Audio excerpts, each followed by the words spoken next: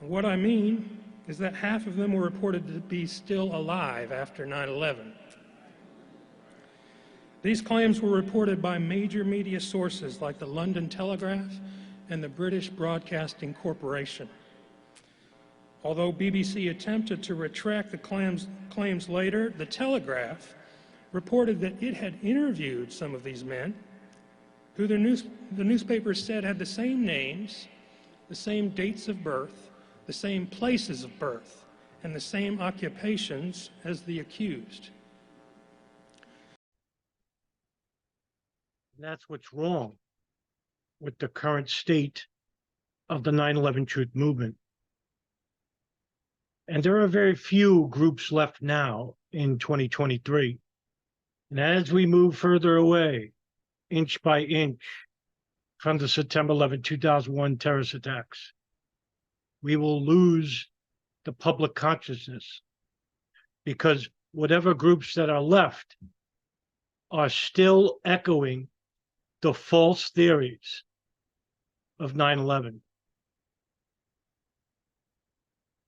Groups like the International Center of 9/11 Justice, whose top leadership and board of directors has on one of those people who thinks the hijackers are alive, the phone calls are fake, according to its own executive director, Ted Walter, who has publicly stated he is afraid of touching the Pentagon at Shanksville.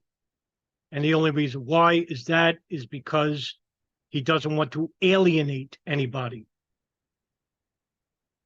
And this has been the failure, the abject failure of every single 9/11 truth group. They all share one thing in common. They inherently believe, like a religion, that the official story is false. Nothing about it is true.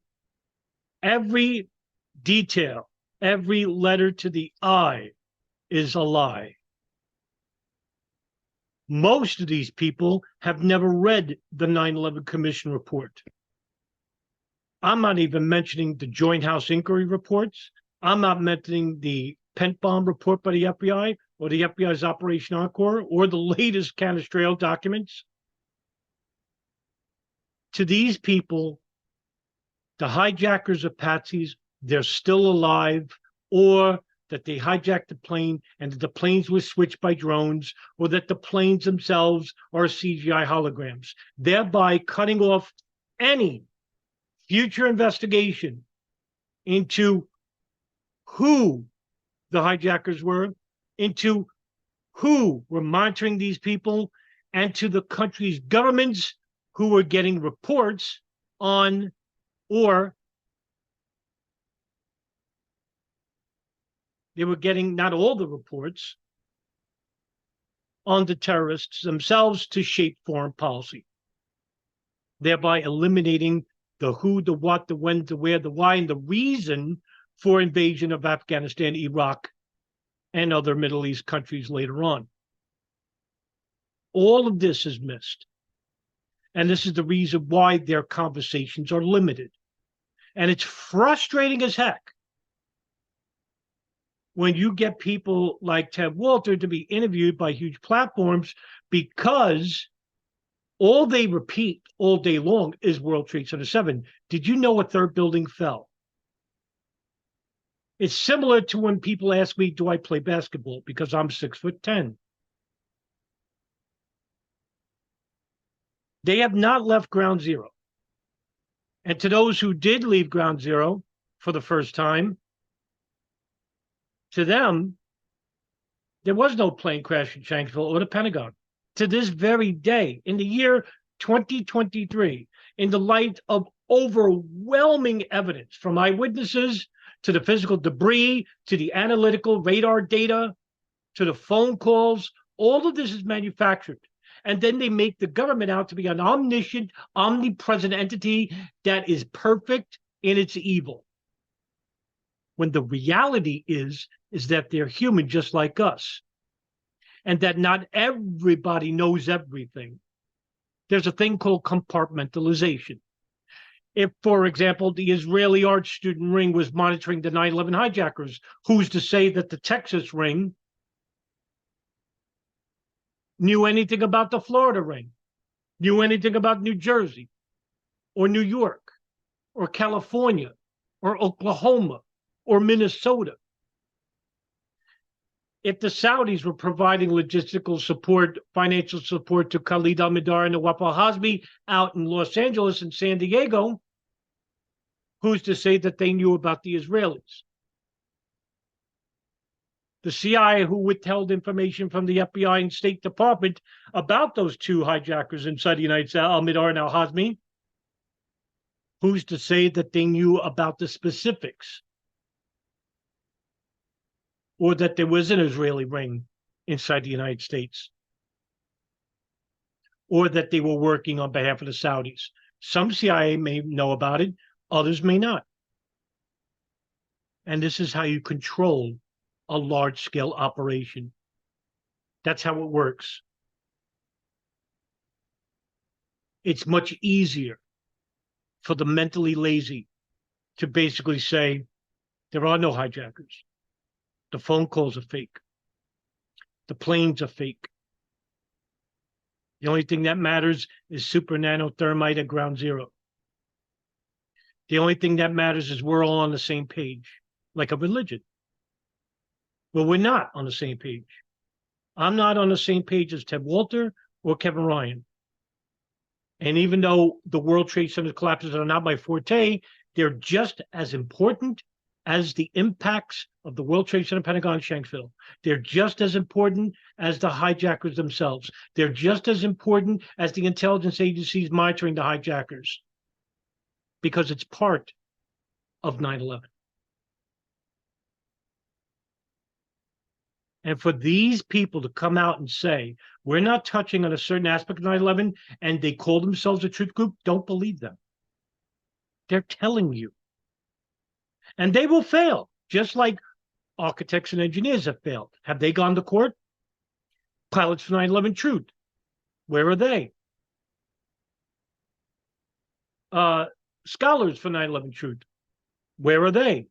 Where's the loose change crew with this overwhelming, remarkable information? Where's Massimo Mazzucco, who's the director of the new Pearl Harbor film, 9/11, The New Pearl Harbor? Where's Dave Von Kleist, who produced In Plain Sight about the pods underneath the planes? Where are all these people right now? Well, I'll tell you where they are. They're either at home or they are no longer in the public eye because they don't learn anything new. Because they're dead on about one specific theory that contradicts even other people's theories. Where's Christopher Bolin, the man who says that Khalid Sheikh Mohammed in Guantanamo Bay is a dummy, thereby tricking his own cousin, Omar al-Baluchi, who's in the same block as him? Where's Rebecca Roth? Oh, I'm sorry, Monica Gano. Oh, I'm sorry, Corianne Ashley with her wig, who claimed to be a 30-year plus flight employee that she can't name. Here's an answer. She never was.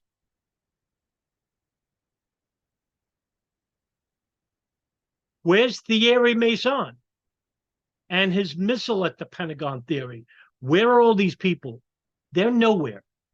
They're no longer active because they never cared about bringing their theories to court because there's no evidence for any of their theories. Just like April Gallup, who was persuaded by Barbara Honegger to go to court and say that she didn't see plane debris, not mentioning the fact that she was helped out because she fainted.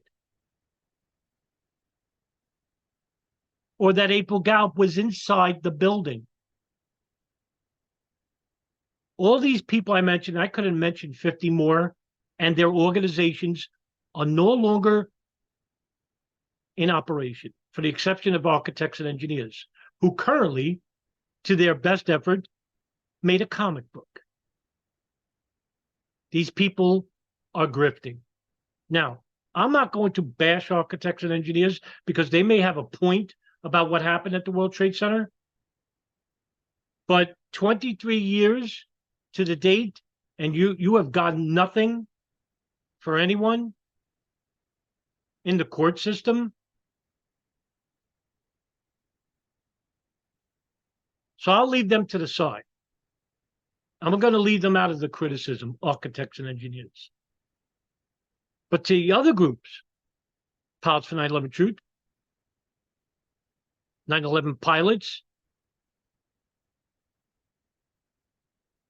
the Loose Change Crew, Let's Roll Forums, and their holograms and the empty World Trade Center and the dummies falling out of the World Trade Center because they don't believe that people jumped. Scholars for 9/11 Truth, that's Jim Fetzer. How about Alex Jones and InfoWars with their unlimited $1 million supply? Have they gone to court? With Owen Benjamin, who still doesn't believe a plane crashed into Shanksville? All these people lied to you. And the only groups that are left are architects and engineers who may have a worthy fight. I think they might. I wish I knew a little bit more, but I think they might have a worthy fight to go to court with. I like to see them active in court, not online.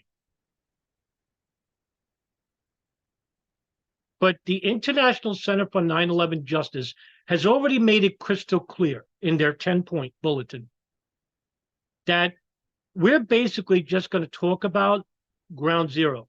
That's where our activism is. Activism is dead, Mr. Walter. And as long as you got people like Kevin Ryan and Elizabeth Woodruff on your board, you are never going to advance to the next step that Creedler and Creedler and Motley Rice law firms have done. They're in the Southern District of New York. What about you? I made a critique video about your 10 points. I made critique video about 3 of these points. And this is the final video I'm making regarding this issue. I can easily be contacted. But if you don't want to talk to me, there are others you could talk to. But as long as you're listening to the wrong people, and Kevin Ryan is not a whistleblower. He got fired from his job because his job was being used to propagate his theories, in which they told him to stop, and he didn't.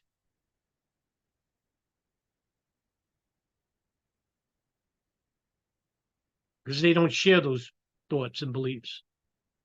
Elizabeth Woodruff, who is a co-author to David Ray Griffin, the godfather of some of these very false theories, is on your board. Thereby, you question the validity of hijacked planes, authentic phone calls, thereby even eliminating the actual anomalies attributed to these people. Did you know that some of those phone calls actually go against the official narrative that you don't believe in? No, because your view of 9/11 is very limited because you're listening to the wrong people.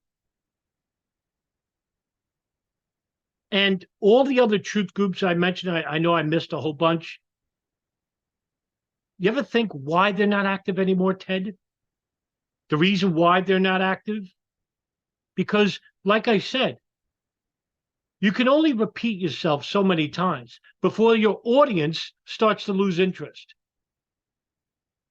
And since all you learn about 9/11 are from people who have a limited view of 9/11, and plus you don't read anything new because if you don't believe in hijackers or the intelligence services monitoring them, well, then you're not going to read the history behind these things. You're not going to read Operation Encore, the Canestraro Files, Pent Bomb Report, the Joint Inquiry Report. Heck, have you ever even read the 9/11 Commission Report? I am the only channel in the world besides C-SPAN to upload the entirety of the commission and the joint house. In fact, I made it easy for you to view. I broke it up in parts, which took me 6 months to do. I did it because I know that the limited attention span of Americans now can only go so far as like 30 minutes to 50 minutes. They don't want to sit through 3 hours. If you're not willing to honestly, responsibly look at September 11, 2001 terrorist attacks as a criminal investigation or as a independent researcher, not imbued by ideology, you are going to fail. If you look at 9/11 and automatically think it's an inside job, the American government is guilty, and you already judged them as guilty, well, then you're only going to look at information that acquiesces to that view. Why am I reading the 9/11 Commission report? Why am I reading the Joint House inquiry? That's the official narrative. No, the 9/11 Commission report is not all false. The Joint House inquiry is not all false. They're incomplete. I've said this time and time again because I want to beat it into you. And to the people who follow these people, I have a large database of videos, documents and files on my channels, my Twitter, and I'm not the only one. There are other people like DJ Thermal Detonator, who is one of the most pronounced and most authentic 9/11 researchers I've ever run across. You have up-and-comers coming up. Podcast for New American Century by Ben and Eric, who are doing a fantastic job providing even a little bit of humor to their episodes, something I'm desperately missing. Sean Russell and Darren Harvey, they opened up a new podcast called Beyond Ground Zero, touching on important aspects attached to 9/11, giving you a timeline review of what led to the attacks. So there is a little bit of hope for the future. And these are the people that should get the attention that Ted Walter is getting. And why is Ted Walter getting this attention? Because at least he's reaching out. But unfortunately, people love a story. People love to be told that the government is this big, bad, evil deity that can do anything at any time, that could change planes into CGI holograms, that can make hijackers live after crashing into large buildings in the ground, that they can make whatever profile they want and without the hopes of anybody investigating those profiles to see if they're legitimate. Because these people aren't legitimate, because they don't do the background research. They don't do the real gumshoe work that's needed. You know, I've always said that I wish that these people in the truth movement who make 9/11 out to be as simple as possible, I wish it was that case. Because I wouldn't have spent the next 17 years of my life reading every single document and file and book and interview and video I come across, looking at historical archives for hours on end to see whether I'm getting the truth or not. And then fact checking that information at the same time to see whether the information is legitimate.